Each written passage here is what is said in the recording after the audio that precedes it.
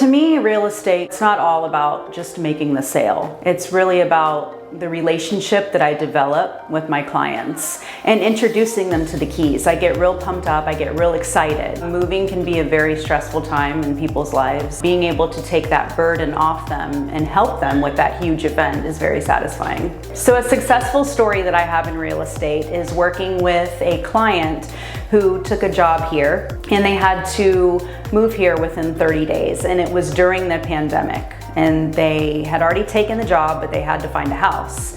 And it was very difficult to show the homes because of a lot of people did not want to open up their homes during the pandemic. But we pushed and we pushed and we finally found that right house for the client. And I got to show them the keys, give them the grand tour, and it's very satisfying to know we met our goal together.